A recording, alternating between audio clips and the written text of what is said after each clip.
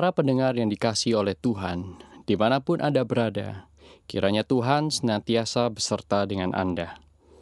Kita berjumpa kembali di dalam program Katekisasi bersama dengan kami, yang dipersembahkan oleh Reformed Broadcasting Ministry, RBM, satu divisi pelayanan yang dikerjakan oleh Sekolah Tinggi Teologi Reform Injili Indonesia, yang berlokasi di Jalan Kemang Utara, Jakarta Selatan. Saudaraku yang terkasih dalam Tuhan, saat ini kita akan membahas satu bagian lagi di dalam pengakuan iman rasuli, yaitu butir yang keempat, yang mengatakan bahwa Kristus yang kita percaya adalah Kristus yang menderita sengsara di bawah pemerintahan Pontius Pilatus. Maka pertanyaan ke-37 dan 38 dari Katekismus Heidelberg mengatakan demikian. Apa arti kata menderita menurut saudara? Maka jawab Katekismus adalah seperti ini. Artinya bahwa Yesus telah menanggung murka Allah atas dosa seluruh umat manusia pada tubuh dan jiwanya, selama dia hidup di dunia ini, tetapi terutama pada akhir hidupnya. Maksudnya, supaya dengan penderitaannya, melalui penderitaannya itu, sebagai korban pendamaian satu-satunya, dia melepaskan tubuh dan jiwa kita dari hukuman yang kekal, dan memperoleh bagi kita anugerah Allah, kebenaran, dan hidup yang kekal. Kemudian pertanyaan dan jawaban nomor 38 berbunyi demikian. Mengapa dia menderita di bawah hakim Pontius Pilatus? Maka jawab dari Katekismus Heidelberg seperti ini. Supaya dia, walaupun tidak bersalah, dihukum di hadapan pengadilan dunia secara historis. Dan dengan demikian meluputkan kita dari hukuman Allah yang keras yang hendak dilaksanakan atas kita. Apa maksud dari pernyataan ini? Saudaraku yang terkasih dalam Tuhan, dalam Alkitab kita melihat bahwa Sang Mesias itu akan menderita. Sang Mesias yang akan lahir, dikandung dari Roh Kudus, lahir dari anak darah Maria itu, akan hidup di dalam penderitaan. Tetapi penderitaan itu bukan penderitaan yang berasal dari dirinya sendiri. Dalam surat Ibrani dikatakan bahwa dia itu tidak berdosa. Dia dijadikan sama dengan saudara-saudaranya, hanya saja dia tidak berdosa. Jadi kalau dia menderita, itu bukan karena akibat dari dosa-dosanya sendiri. Melainkan, Alkitab sudah mengatakan, dia adalah Mesias. Dia adalah yang diurapi, dan terutama dalam hal ini, dia diurapi untuk menjadi imam, direstui oleh Allah, ditetapkan oleh Allah, untuk menjadi korban pendamaian. Supaya saudara dan saya, semua orang yang berdosa, yang percaya kepadanya, tidak binasa, melainkan beroleh hidup yang kekal. Untuk menjadi pengantara itu, dia harus melewati kesengsaraan dan penderitaan sebagaimana yang Tuhan sudah rencanakan dan nubuatkan. Misalnya di dalam Yesaya pasal 53 ayat yang keempat dan ayat yang kelima. Di situ dikatakan demikian. Tetapi sesungguhnya penyakit kitalah yang ditanggungnya, dan kesengsaraan kita yang dipikulnya. Padahal kita mengira dia kena tulah, dipukul dan ditindas Allah. Atau dalam bahasa sehari-hari kita bisa berkata, padahal kita pikir dia adalah orang yang memang berdosa sehingga layak untuk mendapatkan tulah, dipukul, dan dihukum, ditindas oleh Allah. Tetapi dia tertikam oleh karena pemberontakan kita. Dia diremukkan oleh karena kejahatan kita, bukan kejahatannya. Ganjaran yang mendatangkan keselamatan bagi kita tidak ditimpakan kepada kita, tetapi ditimpakan kepadanya. Dan oleh bilur-bilurnya, kita menjadi sembuh. Hal yang sama diungkapkan dalam Galatia 3 ayat 13. Galatia 3 ayat 13 berbunyi demikian. Kristus telah menebus kita dari kutuk hukum Taurat dengan jalan menjadi kutuk karena kita. Sebab ada tertulis, terkutuklah orang yang digantung pada kayu salib. Saudaraku yang terkasih dalam Tuhan, di sini jelas sekali bahwa ketika Yesus menderita, dia menderita untuk saudara dan saya. Dia menderita untuk semua orang yang percaya kepadanya. Dia menderita, dia mati sejak kecil, dia menderita, dikejar-kejar oleh Herodes, harus pergi sana, pergi ke sini, dan berusaha dijatuhkan oleh iblis. Dia digocoh sedemikian rupa. Orang-orang yang dia pikir akan menerima dia, justru menolak dia. Orang-orang Farisi yang belajar Alkitab tidak mengakui keberadaannya. Ahli-ahli Taurat yang seharusnya mengenal siapa anak Allah itu justru berteriak, salibkan dia, salibkan dia. Saudaraku yang terkasih dalam Tuhan, semua penderitaan, baik itu yang sifatnya kecil sampai penderitaan yang besar, dari penolakan, penghinaan, pencercaan, penyalipan, penyiksaan, pencemoohan, semua yang dialami Yesus, bukan karena dia layak mendapatkannya, tetapi karena kasih-Nya yang begitu besar untuk saudara dan saya. Karena kasih-Nya yang besar itulah dia merelakan dirinya untuk menanggung seluruh dosa-dosa manusia yang ditimpakan oleh Allah kepadanya, sehingga murka Allah itu boleh dipadamkan. Sehingga setiap orang yang percaya kepada Yesus tidak lagi berhutang dosa terhadap Allah, karena dosanya sudah diampuni di dalam Yesus.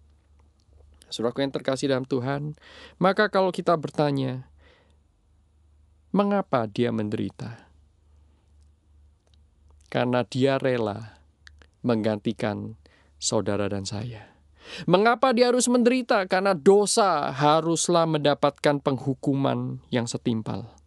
Allah adalah Allah yang adil.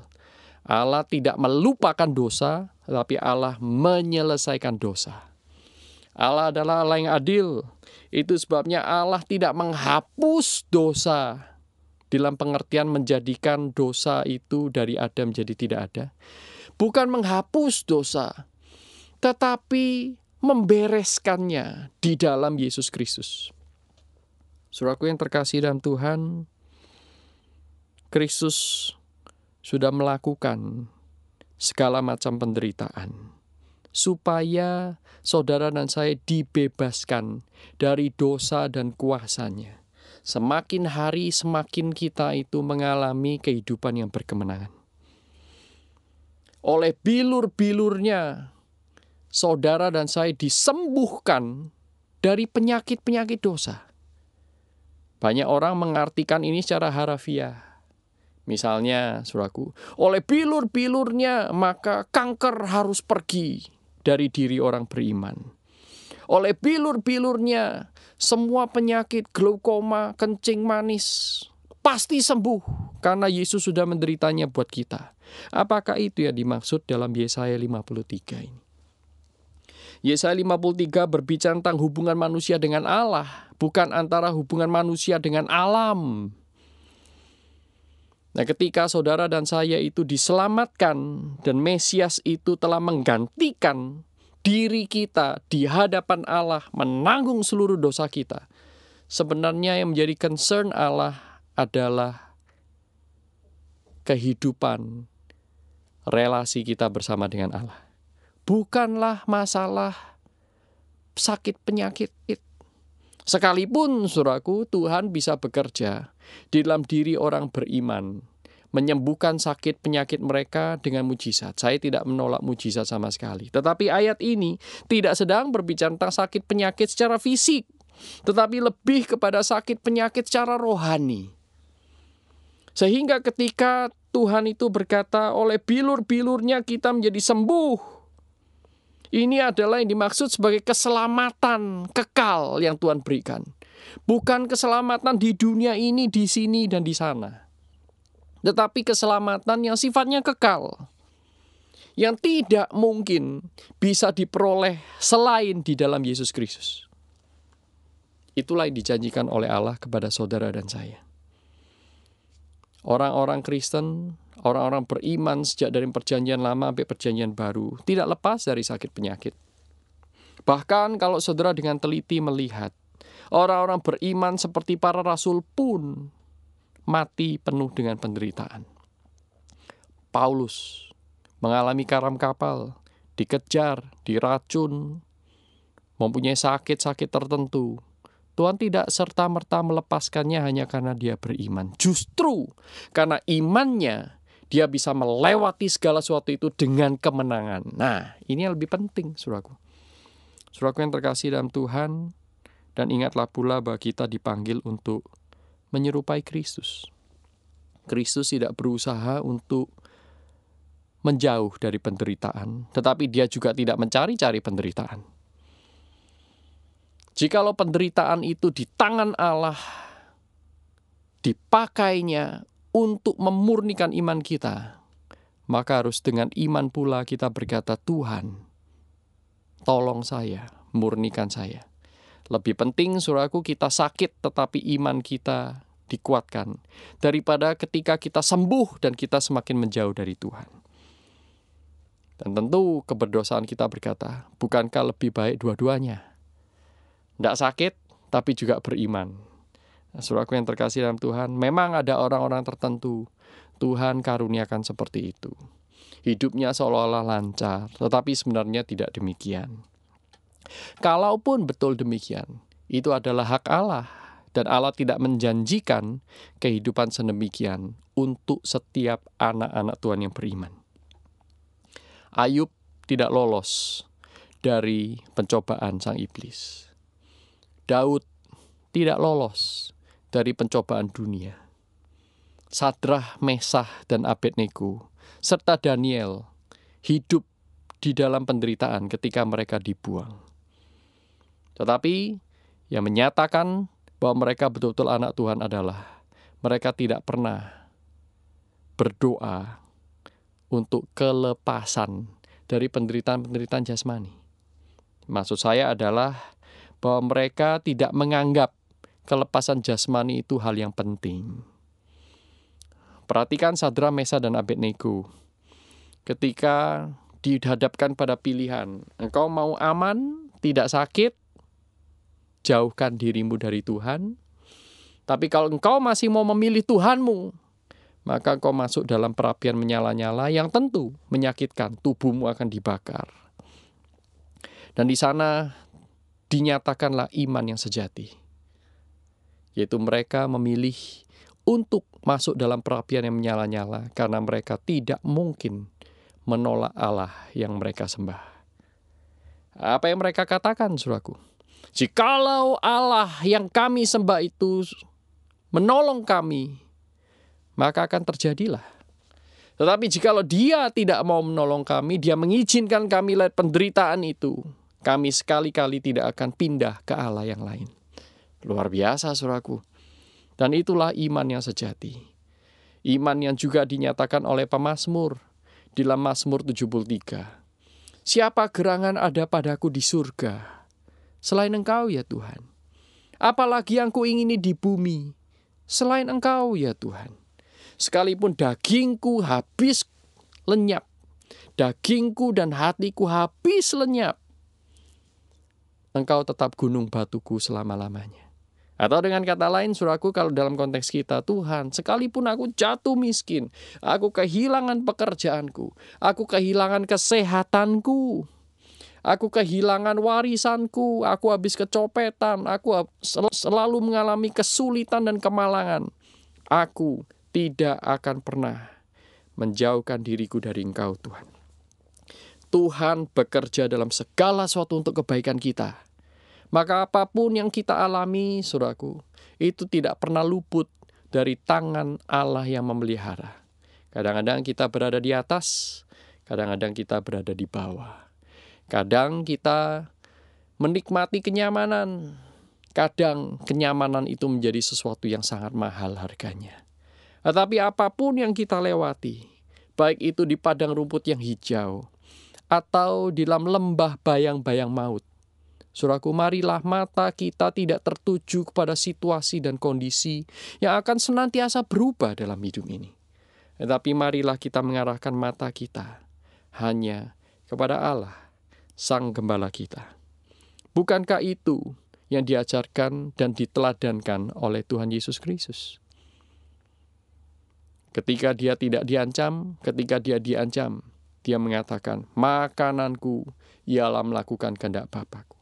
Jikalau mungkin cawan ini lalu daripadaku, Tuhan, tetapi bukan kehendakku yang jadi, melainkan kehendak-Mu.